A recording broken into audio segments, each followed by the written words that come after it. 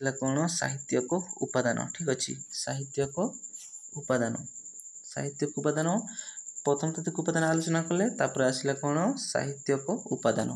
ଦେଖ, ଭାରତର ସାହିତ୍ୟକ କୃତି ତତ୍କାଳୀନ ଇତିହାସ ଜାଣିବାରେ ଯଥେଷ୍ଟ ସହାୟକ ହୋଇଛି। ସେଗୁଡ଼ିକୁ ମୁଖ୍ୟତଃ ତିନି ଭାଗରେ ବିଭକ୍ତ କରାଯାଇଛି, ଯଥା ଦେଖ ଧର୍ମଗ୍ରନ୍ଥ, ଲୌକିକ ସାହିତ୍ୟ ଏବଂ ପର୍ଯ୍ୟଟକଙ୍କ ବିବରଣୀ। ଠିକ୍ ଅଛି, କ'ଣ ଧର୍ମଗ୍ରନ୍ଥ, ଲୌକିକ ସାହିତ୍ୟ ଏବଂ ପର୍ଯ୍ୟଟକଙ୍କ ବିବରଣୀ। ପ୍ରଥମେ ଦେଖିବା ଧର୍ମଗ୍ରନ୍ଥ। ଠିକ୍ ଅଛି, ପ୍ରଥମେ ଦେଖିବା କ'ଣ ଧର୍ମଗ୍ରନ୍ଥ। ଦେଖ, ପ୍ରାଚୀନ ଭାରତର ଧର୍ମଗ୍ରନ୍ଥ ମୁଖ୍ୟତଃ ତିନୋଟି ଧର୍ମ ସମ୍ବନ୍ଧୀୟ, ଯଥା ବ୍ରାହ୍ମ୍ୟ ଧର୍ମ, ଜୈନ ଧର୍ମ ଓ ବୌଦ୍ଧ ଧର୍ମ। ଠିକ୍ ଅଛି, ଏଟାକୁ ମନେ ରଖିବେ, ବ୍ରାହ୍ମ୍ୟ ଧର୍ମ, ଜୈନ ଧର୍ମ ଏବଂ ବୌଦ୍ଧ ଧର୍ମ। ଏଇଟା ସର୍ଟ କ୍ୱେଶ୍ଚନ୍ ବେଶୀ ପଡ଼ିଥାଏ।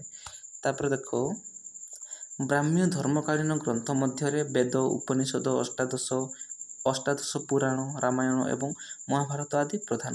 ବିଶେଷତଃ ବେଦଗୁଡ଼ିକର ଐତିହାସିକ ମୂଲ୍ୟବୋଧ ସବୁଠାରୁ ଅଧିକ।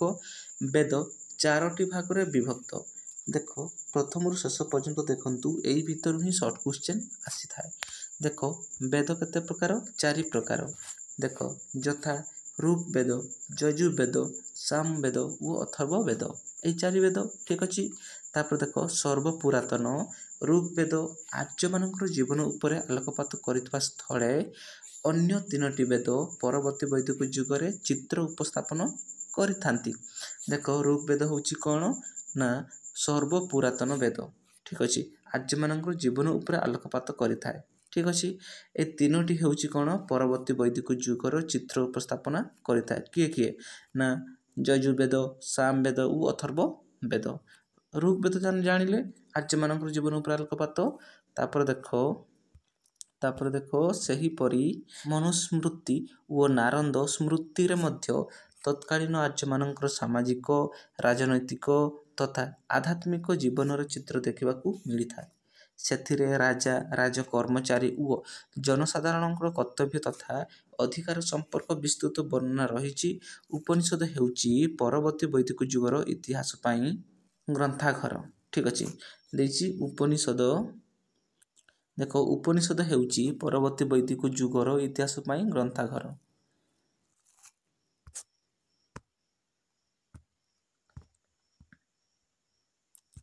ତାପରେ ଦେଖ, ସେହିପରି ଅଷ୍ଟାଦଶ ପୁରାଣ ଗୁପ୍ତ ବଂଶର ଅଭ୍ୟୁତ୍ଥାନ ପର୍ଯ୍ୟନ୍ତ ପ୍ରାଚୀନ ଭାରତର ଅଧିକାଂଶ ଘଟଣା ସମ୍ପର୍କରେ ଆଲୋକପାତ କରିଥାଏ।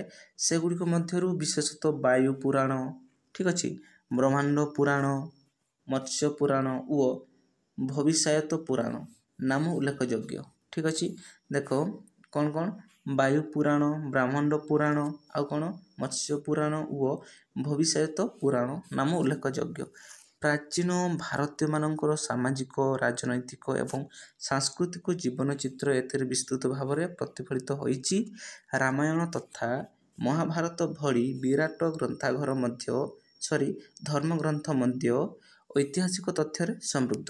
ଠିକ୍ ଅଛି, ରାମାୟଣ ତଥା ମହାଭାରତ ଭଳି ବିରାଟ ଧର୍ମଗ୍ରନ୍ଥ ମଧ୍ୟ ଐତିହାସିକ ତଥ୍ୟରେ ସମୃଦ୍ଧ। ଦେଖ, ସେମାନେ ତତ୍କାଳୀନ ରାଜନୈତିକ ଅନୁଷ୍ଠାନ ତଥା ଜନଜୀବନର ସାମାଜିକ, ଅର୍ଥନୈତିକ ତଥା ଧର୍ମଧାରଣ ଉପରେ ଆଲୋକପାତ କରିଛନ୍ତି। ଠିକ୍ ଅଛି, ତାପରେ ଆସିଲା କ'ଣ ବୌଦ୍ଧ ସାହିତ୍ୟ। ଠିକ୍ ଅଛି, ବୌଦ୍ଧ ସାହିତ୍ୟ ଏଇଟା ଗଲା କ'ଣ ନା ବ୍ରାହ୍ମ୍ୟ ଧର୍ମ ସମ୍ବନ୍ଧୀୟ ସାହିତ୍ୟ ଗଲା। ତାପରେ ଆସିଲା କ'ଣ ବୌଦ୍ଧ ସାହିତ୍ୟ। ଠିକ୍ ଅଛି, ବୌଦ୍ଧ ସାହିତ୍ୟ। ଦେଖ, ବୌଦ୍ଧ ଧର୍ମଗ୍ରନ୍ଥ ମଧ୍ୟ ଐତିହାସିକ ଉପାଦାନ ପ୍ରଦାନ କରିବା ଦିଗରେ ସମ ପରିମାଣରେ ଗୁରୁତ୍ୱପୂର୍ଣ୍ଣ। ଠିକ୍ ଅଛି, ବୌଦ୍ଧ ଧର୍ମଗ୍ରନ୍ଥ ମଧ୍ୟ ଐତିହାସିକ ଉପାଦାନ ପ୍ରଦାନ କରିବା ଦିଗରେ ସମ ପରିମାଣରେ ଗୁରୁତ୍ୱପୂର୍ଣ୍ଣ। ତାପରେ ଦେଖ, ସେଥିରେ ରାଜା ଓ ସେହି ସମୟର ଘଟଣା ଉପରେ କିଛି ପରିମାଣରେ ବର୍ଣ୍ଣନା ଦେଖିବାକୁ ମିଳିଥାଏ। ବୌଦ୍ଧ ଗ୍ରନ୍ଥ ଗୁଡ଼ିକ ମଧ୍ୟରୁ ତ୍ରିପିଟକ ଓ ଜାତକ ହେଉଛି ସର୍ବପ୍ରଧାନ। ଠିକ୍ ଅଛି, ଏଇଠୁ ବି ସର୍ଟ କ୍ୱେଶ୍ଚନ୍ ବହୁତ ସାରା ଆସିଥାଏ, ଭଲକି ଦେଖ। ବୌଦ୍ଧ ଗ୍ରନ୍ଥ ଗୁଡ଼ିକ ମଧ୍ୟରୁ ତ୍ରିପିଟକ ଓ ଜାତକ ହେଉଛି ସର୍ବପ୍ରଧାନ। ସେଥିରେ ସମସାମୟିକ ହିନ୍ଦୁ ତଥା ବୌଦ୍ଧ ସମାଜର ପ୍ରଚଳିତ ନୀତି ନିୟମ ଓ ଉପାସନା ବିଧି ସମ୍ପର୍କରେ ପର୍ଯ୍ୟାପ୍ତ ବର୍ଣ୍ଣନା ଦେଖିବାକୁ ମିଳେ। ବୌଦ୍ଧ ଧର୍ମର ନିୟମ, ସଂଘ ଜୀବନ ଓ ବୌଦ୍ଧ ଦର୍ଶନ ଯଥାକ୍ରମେ ସୂତ ପିଟକ, ବିନୟ ପିଟକ ଓ ଅଭିଧମ ପିଟକରେ ବର୍ଣ୍ଣିତ ହୋଇଛି। କ'ଣ ସୂତ ପିଟକ, ବିନୟ ପିଟକ ଓ ଅଭିଧମ ପିଟକରେ ବର୍ଣ୍ଣିତ ହୋଇଛି। ସେହିପରି ଐତିହାସିକ ଉପାଦାନରେ ସମୃଦ୍ଧ ଅନ୍ୟ ବୌଦ୍ଧ ଗ୍ରନ୍ଥ ଗୁଡ଼ିକୁ ହେଲା ଲଳିତ ବିସ୍ତାର, ବୁଦ୍ଧ ଚରିତ, ମହାଭିଭାଷ, ଦୀପବଂଶ, ମହାବଂଶ, ଦିବ୍ୟବଦନ, ମଞ୍ଜୁଶ୍ରୀ ମୂଳକଳ୍ପ ଓ ମିଳିନ୍ଦପନ। ଠିକ୍ ଅଛି, ଏଇଟା ଗଲା କ'ଣ ବୈଦ୍ୟ ସାହିତ୍ୟ। ତାପରେ ଆସିଲା କ'ଣ ଜୈନ ସାହିତ୍ୟ। ଠିକ୍ ଅଛି, ବୈଦ୍ୟ ସାହିତ୍ୟ ଗଲା, ତାପରେ ଆସିଲା କ'ଣ ଜୈନ ସାହିତ୍ୟ। ଦେଖ, ସେହିପରି ଅଙ୍ଗ ଉପାଙ୍ଗ ପ୍ରକରଣ ସୂତ୍ର ତଥା ମୂଳ ସୂତ୍ର ଆଦି ଜୈନ ଧର୍ମଗୁଡ଼ିକ ମଧ୍ୟ ସମସାମୟିକ ସମାଜ ତଥା ରାଜାଙ୍କ ଉପରେ ଆଲୋକପାତ କରିଛନ୍ତି। କ'ଣ ଅଙ୍ଗ ଉପାଙ୍ଗ ପ୍ରକରଣ ସୂତ୍ର ତଥା ମୂଳ ସୂତ୍ର ଆଦି ଜୈନ ଗ୍ରନ୍ଥ ଗୁଡ଼ିକ ମଧ୍ୟ ସମସାମୟିକ ସମାଜ ତଥା ରାଜାଙ୍କ ଉପରେ ଆଲୋକପାତ କରିଛନ୍ତି। ହେମଚନ୍ଦ୍ରଙ୍କ ଦ୍ୱାରା ଲିଖିତ ଅନ୍ୟ ଏକ ଜୈନ ଗ୍ରନ୍ଥ ପରିଶିଷ୍ଟ ପର୍ବ ମଧ୍ୟ ପ୍ରମାଣିକ ଐତିହାସିକ ତଥ୍ୟରେ ମୁଖରିତ। ଏଇଟା ଗଲା କ'ଣ ଜୈନ ସାହିତ୍ୟ। ତାପରେ ଦେଖିବା ଜୈନ ସାହିତ୍ୟ ଗଲା ମଧ୍ୟଯୁଗୀୟ ଧର୍ମ ସାହିତ୍ୟ। ଠିକ୍ ଅଛି, ମଧ୍ୟଯୁଗୀୟ ଧର୍ମ ସାହିତ୍ୟ। ତାପରେ ଦେଖ, ମଧ୍ୟଯୁଗରେ ସୁଫିବାଦ ଓ ଭକ୍ତିବାଦ ନେଇ ଲେଖାଯାଇଥିବା ସାହିତ୍ୟ ସେ ସମୟ ପାଇଁ ମୂଲ୍ୟବାନ ଐତିହାସିକ ଉପାଦାନ। ଠିକ୍ ଅଛି, ଶିଖ ଧର୍ମର ଧର୍ମଗ୍ରନ୍ଥ ଆଦି ଗ୍ରନ୍ଥ ସମାଜ ଓ ଧର୍ମ ଉପରେ ଆଲୋକପାତ କରିଥାଏ। ତୁଳସୀଦାସଙ୍କ ରଚିତ ଦେଖ ରାମଚରିତମାନସ। ତୁଳସୀଦାସଙ୍କ ରଚିତ କ'ଣ ରାମଚରିତମାନସ ଓ ଶାରଳା ଦାସଙ୍କ ରଚିତ ମହାଭାରତ। ଠିକ୍ ଅଛି, ଅନେକ ଐତିହାସିକ ତଥ୍ୟ ଯୋଗାଇଥାଏ।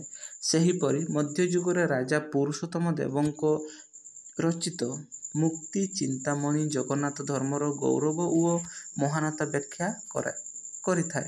ପୁରୁଷୋତ୍ତମ ଦେବଙ୍କ ରଚିତ ମୁକ୍ତି ଚିନ୍ତାମଣି। ଠିକ୍ ଅଛି, ତାପରେ ଦେଖ, ରାଜା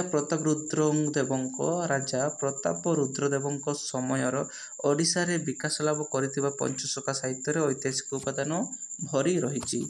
ଏଇଟା ଗଲା କ'ଣ ମଧ୍ୟଯୁଗୀୟ ଧର୍ମ ସାହିତ୍ୟ। ତାପରେ ଆସିଲା ଆଧୁନିକ ଧର୍ମ ସାହିତ୍ୟ। ଠିକ୍ ଅଛି, ଆଧୁନିକ ଧର୍ମ ସାହିତ୍ୟ।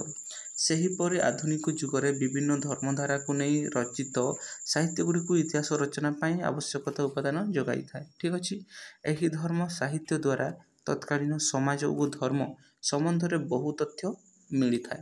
ସ୍ୱାମୀ ଦୟାନନ୍ଦ ସରସ୍ୱତୀଙ୍କ ରଚିତ ସତ୍ୟାର୍ଥ ପ୍ରକାଶ।